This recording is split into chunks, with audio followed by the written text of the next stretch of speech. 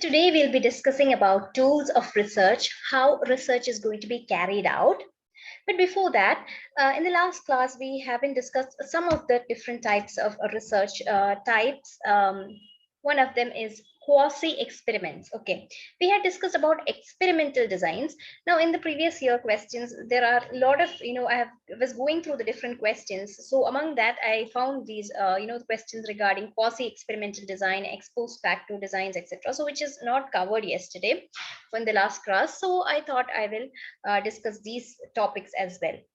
So here, quasi-experiments means it is a type of research design where a comparison is made, just like an experiment. It is quasi-experiment, means half experiment, or it is not completely experimental, but it has all some of the features of an experiment. So here, the problem is it is no random of assignment of participants occur. That is why it is called as quasi-experimental. Okay. Now, quasi-experimental or subject variable that allows comparison of groups of participation, but there is no manipulation. So here there is no random assignment. So in a very, in a proper true experiment, there are two types of experiments. A true experiment is there and a quasi experiment is there. In a true experiment, the assignment of variables or participants will be in a random mode because that will, reduce the amount of bias in it. But in a quasi experimental design, it is you have more control over them and there is less random assignment. So that is called as quasi experimental. So these terms, we need to be familiar with these terms. That is why I have included here. Now, the next term is ex post facto research. Now, this is another is a term which is, it might sound very complicated, but the thing is, it is a after the effect research, or it is called as causal comparative research. In it, this after something has occurred, there is here in this type of research, we have little control over the independent variable. That is, you don't have, you can't manipulate the independent variable, but you have to study the dependent variable. That is the type of study in which, for example, in an earthquake hit area, okay, after the earthquake has hit the area, you are going to go there and think about the possible causes of it. Okay, so you can't actually go back in time. Okay, you can't have a time machine and go back in time and check what are the causes, but you have to analyze it and then check it. So this is called as after the fact research. That is what is ex post facto. So this ex post facto is a Latin phrase that means retroactive, something that has already happened. Okay, so you're going back and then you're analyzing it. So ex post facto research, it takes the effect or the dependent variable and go back from the effect. You are retrospectively going to establish the causes, relationships, or association. So here there is no experiment going on. Something has already occurred, and from that you're going to identify the analyze and find out what are the possible causes. That is what is ex post facto research. So these terms were missing in the last class, so I thought of including these also, because in most of in some of the question papers can see these terms. So when you see these, don't get scared, this is it. Most of the research terms, it might be very familiar, it might sound a little foreign to you, but these are the, you have to understand, this is the this is how it is, what it means. Okay, because a lot of questions can come as to, for example, a question might come, what is ex post facto research, is what is the nature of it. So it could be like, is it retrospective, is it experimental, it's something like that. So you need to know it is retrospective in nature. That is, from the after effect, you are reducing the cause. Okay, so next, let's move on to our today's class, that is about data and tools for data collection. Now, the most important tools for data collection here, for example, when they were talking about quantitative data, you have a lot of means of obtaining data. One of them is survey. When you're conducting a survey, you can do, you are going to conduct a survey, that is, you're going to use some questionnaires, and you're going to distribute it among a large amount of population, that is like maybe 1,000 or 600 or 1,000 people. You're going to ask them certain questions. You can conduct these surveys online, by phone, or in person. So they rely on the same questions being asked in the same way to a large number of people. Okay, you're giving the same questionnaire to different people, and then you're going to collect information from all these people, and then you're going to analyze the data. Then another type of method or source of data is observation. You can, after a particular phenomenon occurs, you can go for a observation. You can, for example, some people study people, like in psychology there are certain studies of people, how people speak, and how they use certain things in interviews, how they, for example, there are in interesting YouTube videos you can see like decoding interviews and things like that. Like, for example, if a famous celebrity comes and talks and gives an interview, and then after some time, a psychologist or somebody who's doing a study will come to will give a video about what these gestures mean, what is their level of confidence. All those things are like, it's observation in nature. That is, you're actually observing the behavior of a person, or how they talk and how they behave, and from there you're going to have some deductions. So these types of studies are observational in nature. That secondary data is, you are not getting the data from, you are not the person who is directly involved in collecting the data, but you are going to take the data already which is available. Maybe it is from hospital records. For example, if you want to study diabetic patients, instead of going to the patient and collecting it's in the first hand. That is primary data, means when you are the person who is collecting the data from the subject, that is called as primary data. That is, you are going there and asking him in person, what are your what are the things that you do, or anything. For example, your dietary pattern, how do you what is your exercise lifestyle, etc. If you are the person who's asking, that is called as primary data. And if you are taking that information from another source, for example, a hospital record, that is called as a secondary data from another source. So like company accounts, from hospital records, all these things are secondary data. So let's discuss about survey research and experimental research, which are the main different types of research. In quantitative research itself, there are mainly two types. That is, the type of data is different in both. In survey research, because when you're doing certain research in the home science, this field of home science also, we can see that mostly the type of research will be conducted in two different ways. That is, either it is kind of a survey kind of research, or it is experimental research. So survey research is mostly which is conducted in the field. You're actually going to people and finding out some information from people. That is called a survey research. So it is a process of conducting research using surveys. Okay, you have a lot of respondents. There are human subjects involved in survey research, whereas an experimental research is mostly conducted in a laboratory setting. Or there is a you have variables. You have a independent variable, and then you will check its effect on the dependent variable, just like we have a pure experimental research. Or it can be even quasi experimental research. That is, you may not be manipulating it completely, the independent variable, or things like it might not be completely random selection. It might, you have some control over it. So such things are called as experimental research. So survey research is something to do with people, and you are conducting on large number of subjects. But an experimental research is mostly related in a survey. The main difference here is, in survey research there is no independent variable. There is no control group or anything. You're just collecting information. But in an experimental research, you have hypothesis. You have two sets of variables. You have to find out the relationship between the variables, things like that. So it is these are the main kind of research that we do in home science and allied fields. So very important topic here is tools. What are tools for data collection? So the research process is incomplete without collection of data. So first of all, you need to, after the research problem is identified, you're chalking the research design, and then you have set up sample. And then next step is you have to collect the data, right? Now, from where do you get the data? So there are a lot of methods involved in collection of primary data, like it can be with the help of observation, questionnaire, schedule, interviews, etc. So let's discuss some of them.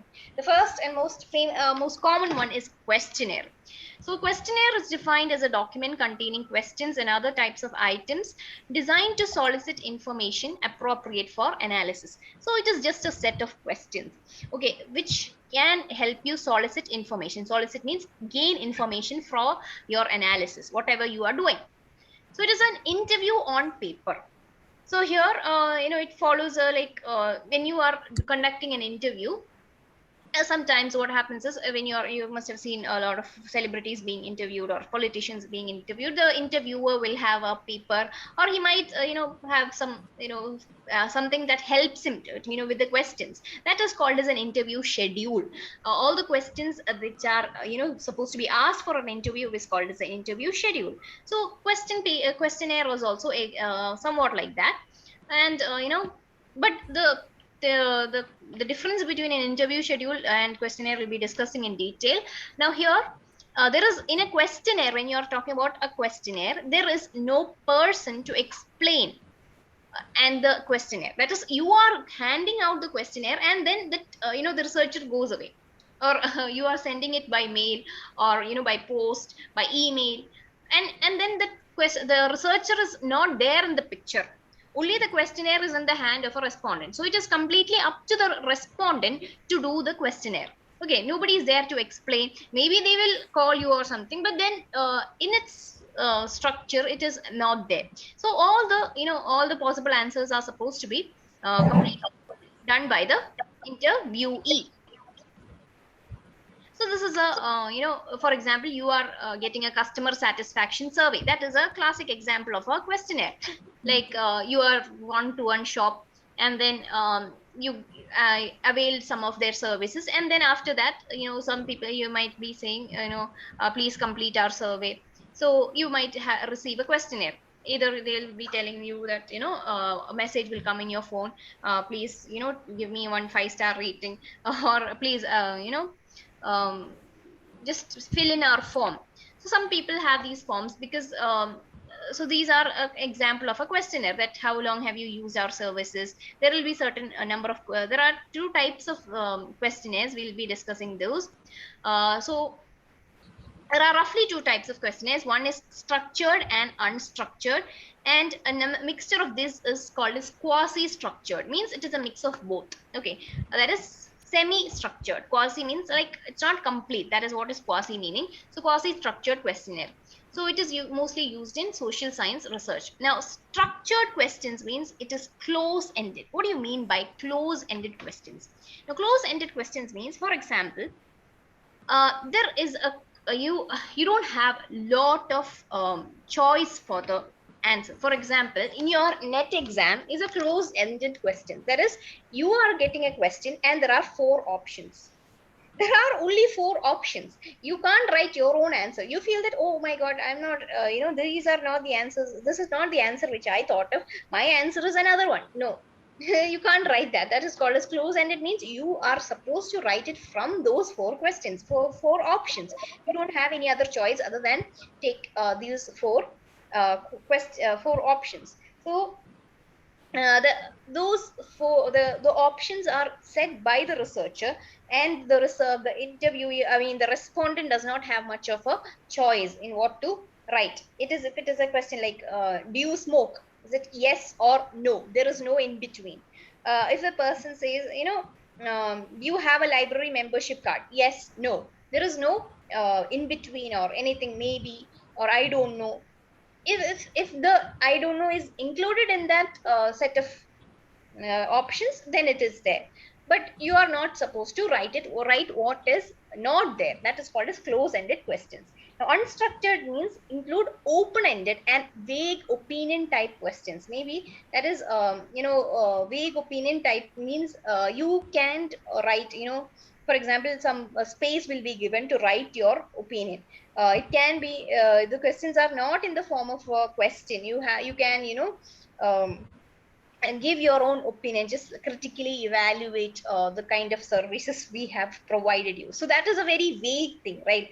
Now you're going to evaluate those people, or something like you're going to give your own opinion about their services or something like that. So what is your, I mean, in social sciences research mainly, you will have to deal with such questions, because some feelings or emotions cannot be expressed as a yes or no, or a limited number of options. How do you feel about this event that has occurred?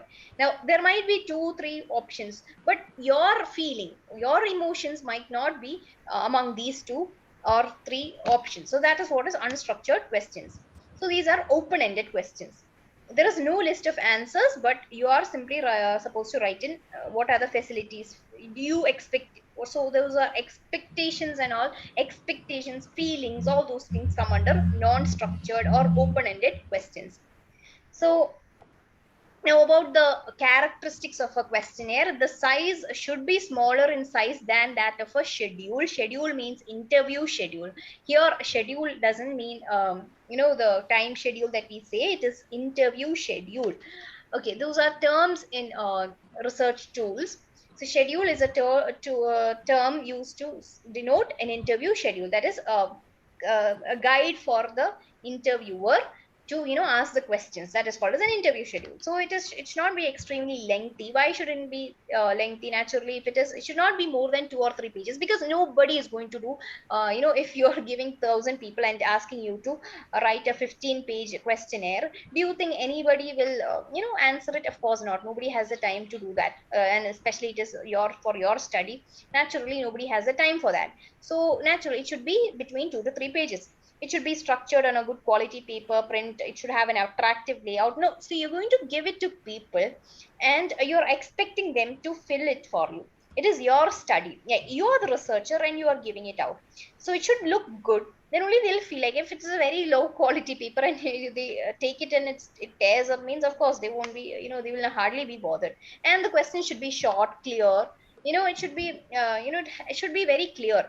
The sequence should also be in a very good manner. It should be arranged in a sequential manner, according to the importance and preference. First, initially you have to give the high importance question, because after 2 3 pages they will lose their interest. So naturally the important questions need to be there in the front itself. Communicability, that is, the interest of the respondents should be maintained. And the span, that is, it should be as short as possible. You don't have to give a very lengthy Shashi Tharoor kind of vocabulary. You don't have to use there, because you're not going to ask them to take a dictionary for your filling out your questionnaire. So it should not be so long, and it should not be highly wordy in the sense, a lot of words should not be used, and very confusing words need not be used for your questionnaire. Now the next is restricted and unrestricted, is just the another word for close-ended and open-ended. So these terms need to be familiarized, because see, restricted questions means close-ended questions. Type of questions in a questionnaire, it is open-ended and close-ended. It is also called as restricted and unrestricted. Restricted means close-ended, or things which has an option, multiple choice questions, which you are only providing the options. That is called as restricted questions. You're restricting them to answer within those options. Okay, these are very easy to tabulate and compile, as per as far as a researcher is concerned, or anybody. We know that now most of the questions, like competitive exams and all those, most of them have these objective type questions, because of the fact that it's easier to uh, you know um, to evaluate. For example, if I am giving you a test every week with open-ended questions, it's going to be extremely hard for me to sit and evaluate all of those answers, right? You're going to write it in your own words, and it's so difficult. But in the case of a multiple choice, it can be easily computerized. The correct answer can also be fed into the computer, so whoever takes the correct answer, they will get a point. So it's very easy. So it is easy to tabulate, compile, etc. So unrestricted, it's open-ended. It's kind of difficult. But it's certain for certain type of research, it's very important that you have unrestricted questions. Like when there you have to reveal the depth of emotions. Social sciences, your expectations, your sentiments, your emotions, all these things need open-ended or unrestricted questions. Now, then coming to the term that we had discussed earlier, interview schedule. Now, schedule is another data collection technique containing statements, questions, blank spaces to be filled by the interviewer or the enumerator. Now, here, these terms, please make note of these terms. You have to remember these terms. Interviewer, the person who is interviewing is called as interviewer, and who is being interviewed is called as the interviewee. Okay, suppose I'm interviewing a famous cricketer. So I am the interviewer and the cricketer is the interviewee. Okay, so schedule is can be used irrespective of the response literacy. So here, see, questionnaire, there is a big major problem or major drawback is that questionnaire, the person itself or the respondent itself is responsible for filling out the questionnaire. The researcher is not there. Naturally, if the person is not does not know your language, is not very proficient in English, if you are handing out a questionnaire in English, naturally that doesn't know much of an English, he's not very well versed in English, he won't be able to understand them, and he will think that, oh, it's not my thing, I'll just leave it. But in the case of an interview schedule, you are present with that person. You are going there and you're asking those questions, and if the person says that I don't understand English, you can actually ask them, make them understand, see, this is the meaning of this. That is the benefit of interview schedule compared to a questionnaire. So the answers in the schedule method is filled by the researchers, by the enumerator or research workers or the interviewer. So we as researchers, we are responsible for taking the answers. So the questionnaire refers to a technique of data collection which consists of written questions along with alternative answers, which is given to the respondents, whereas scheduled is provided to the enumerators or who the interviewers, who ask the respondents or informants. Informants here is who is giving the information, that is called informants. So all these terms are important because in certain questions you might be asked, in a questionnaire, who fills the questionnaire, is it informant, is it interviewer, is it enumerator? So you should know these terms. So a questionnaire is filled by the informant. Informant is the person who gives the information, that is the informant.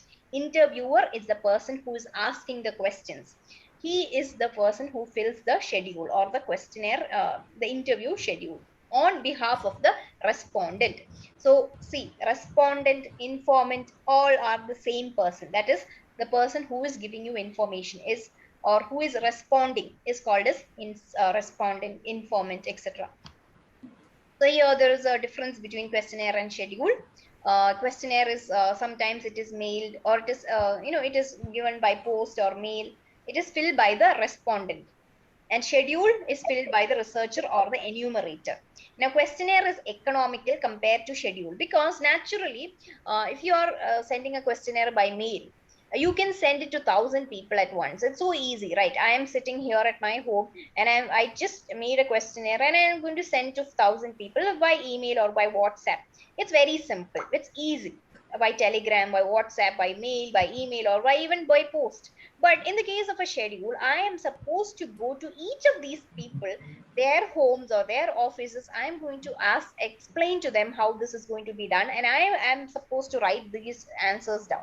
So naturally, it is very expensive technique because I have to go out of my way to these people, to these informants or respondents.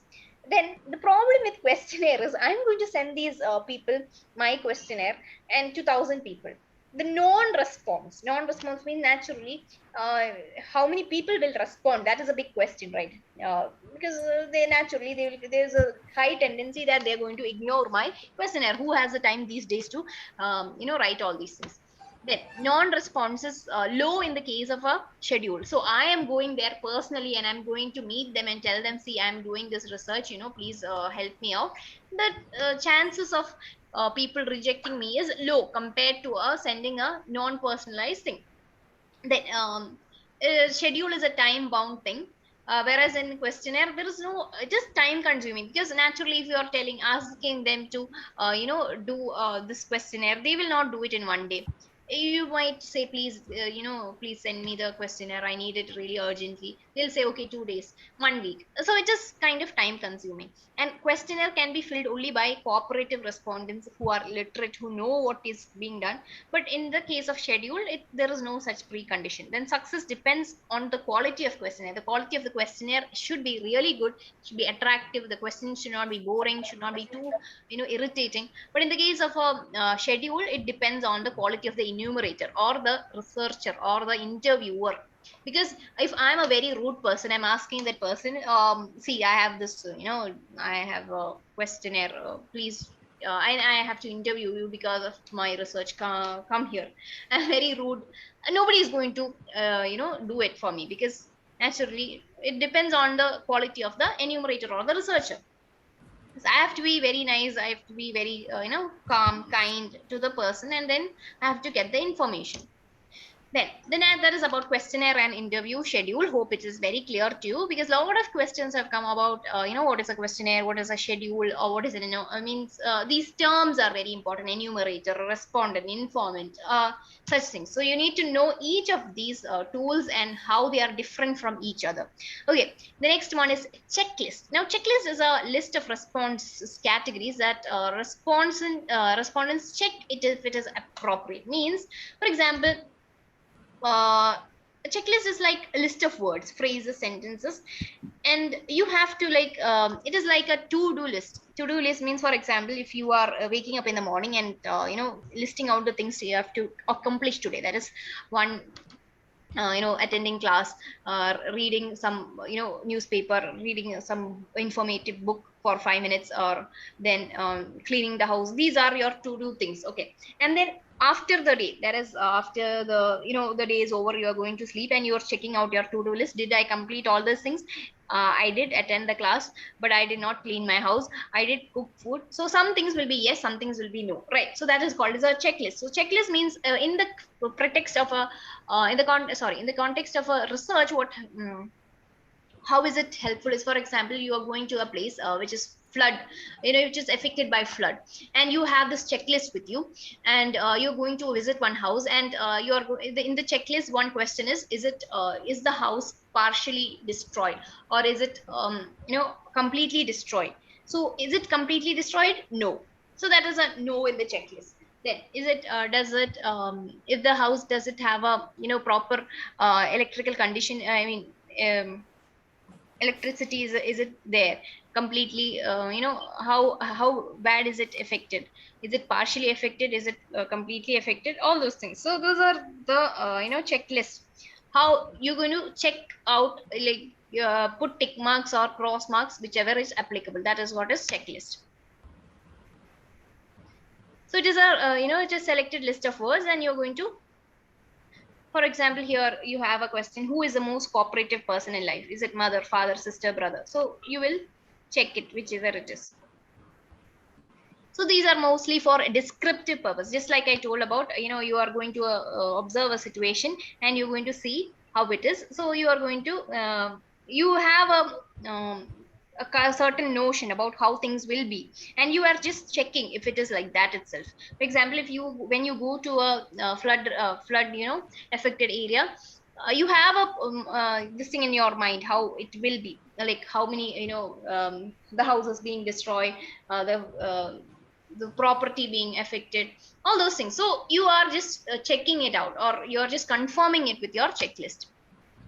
They are used for educational surveys, to record behavior in observational studies, then educational appraisal, studies of school buildings. Yeah, it's very, when you're going for an inspection, that's very important. Like in a, is it the school building, an inspector might come to, check the school building, does it have proper ventilation? Yes, no.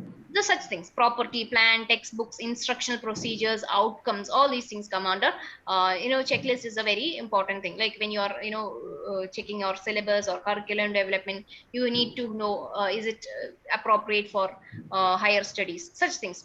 To rate personality, to know the interest of the subjects, etc. Like Tudor's interest inventory, Strong's interest blank, are all checklists. Like these are terms for examples for interest inventory. Is your app, it is an aptitude test, like to check the interest for a particular persons towards certain things. So these are two examples: Cuda's interest inventory and Strong's interest blank. So how do you, so these are the different ways in which you take data, collect data other than experimental studies. Experimental, of course, it depends on each of the situation. For all the, experiments, it is going to be different. That is, a control design will be there, a control will be there, an independent variable and a dependent variable. So those are in experimental. And when you are doing a survey research, these are the different types: questionnaire, interview, schedule, observation, and checklist. Now, how do you analyze and interpret data? Now, tabulation and quantification of checklist data is done from the responses, like, mainly when you have a questionnaire, frequencies are counted. That is, for example, if a lot of yeses are there, like when you're inspecting a place, is it good? Is the ventilation sufficient? Yes, good. Yes, yes, yes. So all these things will be counted, and the percentages and averages will be calculated. Central tendencies means mean, median, mode. Mean means it's the average. Mode is the number of like how many times the thing is repeating. So such things. Then median is where is it in the center. So these are statistical terms. So these things will be the variability, coefficient of correlation, or wherever it is, the statistical tools can be applied. Okay. Checklist is a very easy and simple to use and free use tool. And but the limited, there are of course limitations also for checklist. Naturally, you are having a set of questions and you can only check yes or no. That is, only yes or no type of judgment can be given through a checklist. So it is, has a lot of limitations. So if it is a like, for example, if it is a partial yes or partial no, it can't be mentioned there. So that is a big limitation of checklist. Now the next type of scale is rating scale. Now, rating scale is a close-ended survey. Here also you are going to rate something. Especially it is, it's rating. We are all familiar with rating because, 5-star products in online, when you are purchasing certain things, we look at the rating, right? How many stars does it have? So that is the same as, rating scale. Here you're going to do it, apply it in your paper. That is in your research. You're going to rate something. This mainly it is going to evaluate the performance of a product, service, employee skills, customer services, processes, etc. So here you're going to compare something, and rating scale is giving more than a yes or no. Then there are different types of rating scale: graphic, numerical, descriptive, and comparative. So let's see these of the, so graphic rating scale means they indicate the answers options on a scale of 1 to 3 or 1 to 5, etc. So Likert scale is a popular graphic rating scale. So Likert means something like liking, how much you like something. For example, like very much, like moderately, don't like at all, dislike completely. That is a Likert scale. How much do you like something? So then graph, that is a, you are defining those things. That is 1 to 5, you're going to give different names to this, and you're going to describe it, and you're giving the numbers. Like for example, here I have given a example for a graphic rating scale here. That is distinguished, excellent, commendable, adequate, poor. So poor is 1, adequate is 2, commendable is 3, 4 is excellent, and 5 is distinguished. So this is a rating scale, and you give the numbers. Okay, if you think that the service is excellent, you have to give a 4. If you think it is beyond, it is better than excellent, it is distinguished, that just means you're giving a 5 out of 5. And if you think it is horrible or it is poor, it's 1. So this is just like you give the ratings for the products online. The numerical is which is here, let us you're not defining those numbers. Like, what is the difference between graphic rating scale and numerical rating scale? Here graphic means for each of these numbers you are having a name of it. Like, you are giving 4 is excellent, 3 is commendable. For in the case of a numerical, it is just numbers, and the only the two ends are mentioned. That is totally satisfied is 1, totally dissatisfied is 5. So anything between that is 3. Okay, so you're not giving particular names for characteristics for the names for each of them. So it's just numbers are corresponding. So like each number does not corresponding to a meaning. So that is why you're just having the extremes, not important, very important, not satisfied, very satisfied, like that. Now the next one is descriptive. Now each of the this thing is numerical value is no, a numerical value is not given, but like it's only given like excellent, good, average, below average, poor. Numbers are not mentioned here. That is what is descriptive rating scale. Now all these things have the same thing in especially they are only varying in how they are presented to the respondent. The the gist of it is all the same. That is, how is it, how are you going to rate it? That's it. Then comparative is there. Comparative means you're going to compare those two different things. That is, compare to x shop X and shop Y. Is it both are the same? Compare to sweet X, one shop. How do you rate sweet shop Y? So that is what is comparative rating scale. So you're going to compare two different things with the help. If both are the same, you're going to write, like you will check on both are same. So it is relative in nature. So you're going to like you can see, when you're comparing different products online, there are there are features are listed out, right? So such things are called as comparative rating scales. It provides a point of reference, like you are there is something to look from. With what are you going to compare? You just for example, the phone. Okay, Apple iPhone and OnePlus phone you're going to compare. So the camera you can compare, such things. So compare to Apple, OnePlus is cheaper, so, something like that. So there is about the in the price, is it about the same? Is it more high pricey or more is a price more or high, uh, less? Such things can be used in a comparative scale. So advantages of rating scale, it's easy to understand and implement. You can compare a lot of things. You can help the researcher make decisions. Then in a like how you can even emotions you can actually give you know you can actually take the responses from even about emotions, feelings, satisfaction, such things which are completely qualitative in nature. You can to an extent you can give a rating scale for such things. So it is usually used for qualitative data, like emotions, liking of a certain things, etc. Okay, so these are the different tools of research, and